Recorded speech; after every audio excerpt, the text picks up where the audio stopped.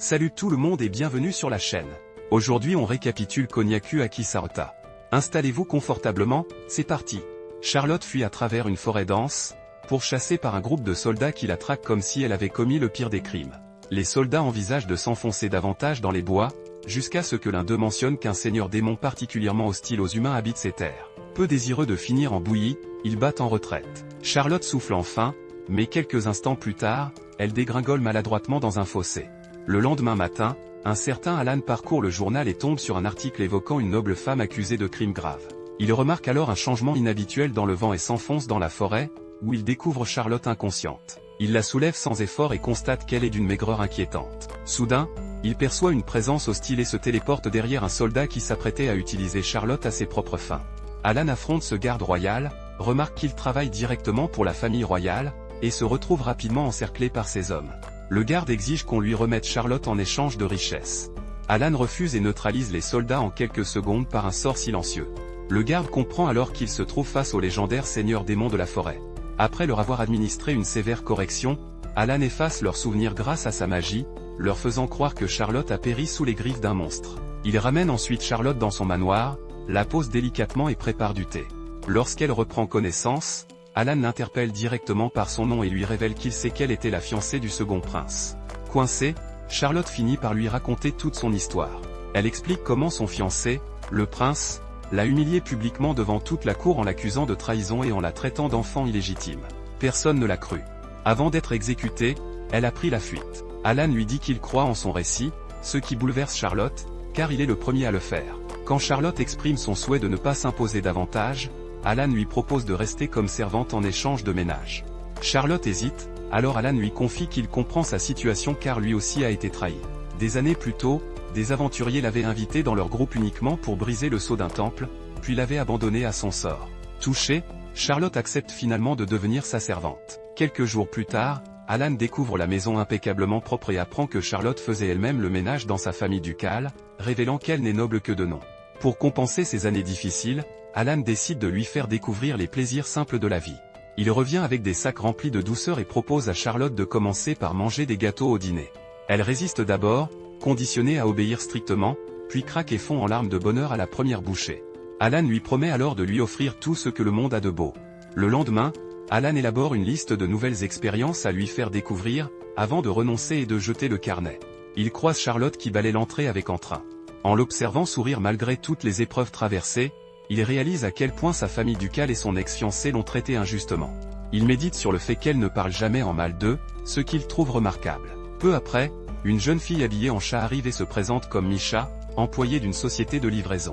Elle reconnaît Charlotte grâce à un dessin dans le journal, mais assure qu'elle s'en moque totalement. Alan confie à Misha un colis de potions destiné à la boutique de magie en ville. Charlotte apprend ainsi qu'Alan fabrique et vend des potions, et que son isolement social est à l'origine de sa réputation de seigneur démon. Alan propose ensuite à Charlotte de choisir ce dont elle a besoin parmi un inventaire. Le jour suivant, Misha revient avec les articles commandés et s'interroge sur la mystérieuse caisse qu'Alan a également fait livrer. Alan dévoile alors ce qu'il a commandé pour Charlotte, un sac de frappe. Charlotte, déconcertée, lui fait remarquer qu'il n'avait pas besoin de commander quoi que ce soit puisqu'elle se trouve déjà devant lui. Alan lui explique qu'il s'agit du deuxième élément de son plan pour elle. Il colle une photo de la princesse dessus et l'encourage à se défouler en frappant de toutes ses forces. Charlotte hésite, mais Alan lui dit sans détour qu'elle n'a pas à se laisser piétiner comme un tapis et que la colère est la clé d'une vie plus libre. Garder tout en soi ne mène qu'à une explosion inévitable. Charlotte lui affirme pourtant qu'elle n'est pas en colère. Alan l'interrompt et révèle avoir lu dans les journaux comment le prince l'avait humiliée publiquement, retournant tout un royaume contre elle. Malgré cela, Charlotte défend le prince en disant qu'il avait sûrement de bonnes raisons. Cette réponse met Alan hors de lui, peu importe les raisons, elle ne méritait pas d'être rejetée ainsi. Charlotte explique qu'elle a été élevée dans cette idée du mariage arrangé et qu'elle ne peut pas en vouloir au prince d'avoir voulu fuir une union imposée. Alan réalise à quel point Charlotte s'est conditionnée à tout ravaler, ses blessures étant bien plus profondes qu'il ne le pensait. Sa tante lui murmure de lâcher prise, ce qu'il accepte brièvement avant de proposer quelque chose de bien plus radical, que Charlotte le frappe, lui. Elle refuse, il utilise alors sa magie pour provoquer le coup, et Charlotte le catapulte avec une force colossale. Alan se relève en lui expliquant qu'il a fait ça pour lui prouver qu'il ne l'abandonnerait jamais, et qu'elle est libre de tout faire chez lui. Charlotte comprend son intention mais se met en colère contre lui pour s'être mis en danger. Ce qui ravit Alan, car cela signifie qu'elle commence à se sentir à l'aise pour exprimer ce qu'elle ressent vraiment. Il se soigne, accepte sa promesse de ne plus recommencer, puis Miaxia les interrompt pour rappeler ses services de protection. Le lendemain matin, Alan propose le choix entre thé et café. Charlotte répond qu'elle prendra ce qu'il prend, et Alan sort alors ce qui ressemble à du vomi de créature pour lui montrer l'absurdité de ne jamais choisir par soi-même. Charlotte opte immédiatement pour le thé. Il la félicite d'avoir fait un choix, elle lui confie que fuir chez elle et choisir sa boisson sont les deux seules décisions libres qu'elle ait jamais prises. Alan lui propose d'explorer davantage, mais leur conversation est coupée par l'apparition d'une fille à la fenêtre, habillée de façon très légère. Alan lui demande comment elle l'a retrouvée, elle répond avoir décrit un sorcier particulier aux habitants du coin. Charlotte lui demande si c'est une mendiante. La fille se présente elle-même comme Eruka Crawford, la petite sœur d'Alan. Il précise qu'elle est sa demi-sœur, ses parents biologiques étant morts jeunes. Eruka demande directement si Charlotte est sa petite amie, les deux réfutent vigoureusement.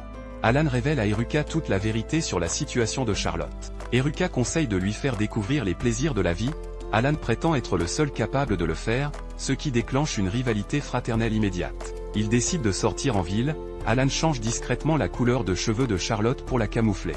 Eruka l'emmène faire des essayages. Alan attend dans la boutique et se rappelle son enfance avec Eruka, toujours aussi compétitive. Quand Charlotte réapparaît dans une tenue courte, Alan doit se contrôler. Eruka l'envoie se rhabiller et parle seul avec Alan, lui demandant ce qu'il veut d'elle. Il lui confie vouloir des informations sur le royaume et la recherche de Charlotte, mais refuse d'en savoir plus sur le prince, craignant sa propre réaction. Eruka remarque qu'il a changé. Puis elle appelle Charlotte pour lui remonter la fermeture éclair et découvre dans son dos une multitude de cicatrices. Alan garde le silence pour ne pas blesser Charlotte, la complimente sur sa robe, mais intérieurement il rage. Il guérit discrètement son dos et dit à Eruka qu'il veut éliminer tous ceux qui lui ont fait du mal. Les spectateurs présents, y compris Charlotte et les sbires de Megath, sont soudainement stupéfaits lorsque ce dernier brandit le drapeau blanc. Hors de lui, l'un de ses hommes lui ordonne d'écraser Alan, mais Megath, encore plus furieux, commande à ses subordonnés de se prosterner devant lui. Charlotte observe la scène avec une confusion totale, jusqu'à ce qu'Eruka intervienne et révèle que leur père est le président de la plus grande académie de magie du pays. Mais Alan n'a jamais eu besoin de ce piston familial pour s'imposer, il a obtenu son diplôme à seulement 12 ans, devenant le plus jeune diplômé de l'histoire de l'établissement. Son génie lui a rapidement valu un poste d'assistant professoral, et les étudiants lui ont décerné le surnom de Seigneur Démon. De retour dans le présent, Alan interpelle Megath, qui lui répond avec un regard lourd de menace. Alan lui rappelle qu'il ne lui a causé aucun tort, mais qu'il a bien entendu ce qu'il a dit sur Charlotte. Il s'arrête soudain, troublé par le fait qu'il vient de l'appeler sa Charlotte. Quelques jours plus tard, Mayasha et Eruka reviennent au domaine d'Alan pour le trouver prostré dans sa mélancolie. Les deux filles lui demandent si lui et Charlotte traversent une période difficile. Alan soupire et leur raconte comment il avait proposé à Charlotte un salaire pour ses services, qu'elle avait d'abord catégoriquement refusé avant de finalement accepter après de longues négociations. Quand il lui avait demandé ce qu'elle souhaitait faire de sa première paye, Charlotte avait hésité avant de confier qu'elle voulait se rendre seule en ville. Dans le présent, Alan continue de ruminer cette pensée dans son coin. Il explique qu'elle lui avait dit d'oublier sa demande, mais qu'il savait très bien qu'une telle requête ne pouvait pas être ignorée. Avec un sourire déterminé, il lui avait assuré qu'il userait de sa magie pour lui permettre de visiter la ville librement. Eruka lui propose une solution, et quelques heures plus tard, Charlotte déambule seule en ville pendant qu'Alan, Eruka et Mayasha la suivent discrètement à distance. Les filles supposent que Charlotte est partie acheter un article coquin, mais Alan se réjouit plutôt de la voir s'affirmer en tant que femme. Mayasha s'inquiète alors du chemin emprunté par Charlotte, le district de Mort est particulièrement dangereux, contrôlé par un groupe appelé les Crocs du Serpent, dont le chef redouté se nomme Gros le Vipé. Eruka demande s'ils doivent intervenir, mais Alan insiste pour la laisser vivre sa première aventure. Charlotte croise Gros et sa bande, qui l'accueillent chaleureusement. Alan avait en réalité déjà menacé tout le monde au préalable. Charlotte conquiert leur confiance en leur offrant des potions de soins, et Gros, ému aux larmes, promet d'abandonner le chemin du crime. Il demande à Charlotte quel est son lien avec le Seigneur Démon. Elle répond qu'Alan lui a offert refuge et un emploi, faisant de lui son maître. Les hommes de Gros s'interrogent sur les intentions d'Alan, mais Charlotte défend sa bonté et mentionne qu'il passe des nuits entières à faire des choses coquines, provoquant les regards sceptiques d'Eruka et Mayasha. Alan clarifie qu'il s'agit simplement de parties de jeu de stratégie. Les rues sécurisées, Charlotte revient avec ses achats, des cadeaux pour Eruka et Mayasha en remerciement de leur gentillesse. Alan, vexé de ne rien recevoir, exprime sa frustration. Charlotte, peinée, propose de raccommoder sa robe et de lui demander ses goûts pour trouver quelque chose plus tard. Alan décide alors d'emmener Charlotte à Yunoa pour un voyage. Avant de partir, Charlotte s'extasie sur les romans qu'Alan lui a fait découvrir et avance qu'elle rêve de visiter un endroit précis, sans oser le nommer. Alan, avec toute sa nonchalance habituelle, lui assure qu'ils iront exactement là où elle le souhaite, ce qui la submerge d'un sentiment de dette immense. C'est finalement Miacha qui débarque avec une surprise, des billets pour le district du Noah, le lieu de rêve de Charlotte. C'est dans ce contexte déjà bien chargé qu'Alan lâche une révélation de taille à Charlotte, elle est en réalité une dresseuse de créatures magiques. Charlotte, fidèle à elle-même, ne comprend absolument pas ce que ça signifie, alors Alan prend la peine de lui expliquer qu'une dresseuse peut communiquer avec les créatures magiques et les utiliser à son avantage. La jeune femme reste bouche bée, n'ayant jamais imaginé qu'une fille aussi ordinaire qu'elle puisse posséder le moindre talent particulier. De son côté, Alan réfléchit en silence et se demande si Charlotte serait capable de dresser une créature de haut rang comme un Fender, et si elle n'aurait pas déjà utilisé ce don sans s'en rendre compte sur les spires de Megath. C'est à ce moment qu'une jeune femme rencontrée un peu plus tôt revient les chercher en urgence et les conduit dans un bâtiment. Un vieil homme les accueille, reconnaît immédiatement Alan comme le fils de Crawford, et l'implore de l'aider. Il les mène alors dans une pièce où un Fender blessé grogne dans une cage. L'homme explique que la créature a été touchée par un chasseur, et que personne ne parvient à communiquer avec elle pour la soigner. Alan essaie de s'approcher, mais ça tourne mal rapidement. Avant qu'il puisse réessayer, la panique s'empare du bâtiment, la mère du Fender approche de la ville, et Alan comprend aussitôt qu'une femelle Fender en colère pourrait réduire toute la cité en ruine. Il décide de l'affronter lui-même. Charlotte l'implore de la laisser parler au petit Fender, et malgré ses craintes pour sa sécurité, Alan accepte, conscient du chemin qu'elle a parcouru. Face à la mère Fender, Alan réalise à quel point une telle créature émotionnellement perturbée peut être dévastatrice. C'est alors qu'un capybara du nom de Gozetsu fait son apparition et lui conseille de ne pas blesser la femelle. Alan lui répond avec tout le mépris dont il est capable, mais Gozetsu explique qu'il a craqué pour Charlotte depuis qu'il l'a trouvée évanouie dans la forêt, et qu'il compte bien éliminer le démon seigneur pour prendre sa place. Alan lui rétorque sèchement qu'il est tellement désespéré qu'il cherche une partenaire dans une autre espèce. Le ton monte, une bataille éclate, et Gozetsu libère la mère Fender en lui faisant croire qu'Alan a kidnappé son petit. Juste au moment où la situation devient critique, Charlotte arrive avec le petit Fender et d'autres créatures.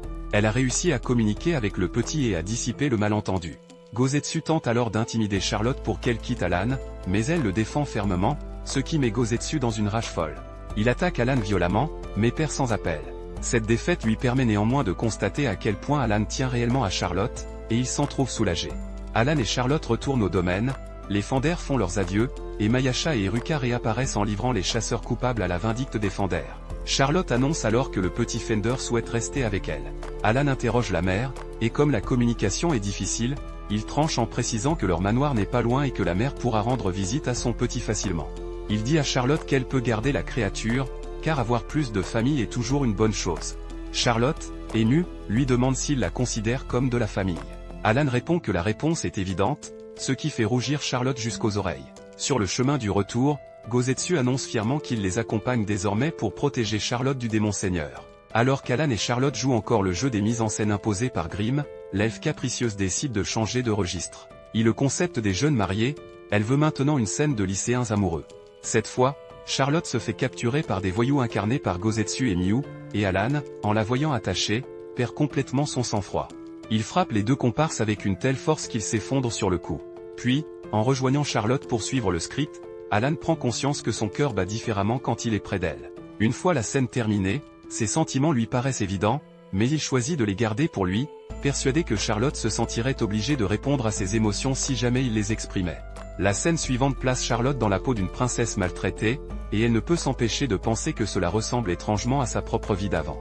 Gozetsu joue la belle-mère tyrannique, tandis que Miu incarne une fée marraine qui transforme les haillons de Charlotte en une magnifique robe. Alan, dans le rôle du prince, parvient à la reconnaître malgré ses vêtements misérables. Charlotte, troublée par ce qu'elle ressent, lui pose une question directe sur ce qu'il pense d'elle. Alan hésite, cherche ses mots, et juste au moment où il s'apprête à répondre honnêtement, un inconnu défonce le mur et plaque Grimm au sol.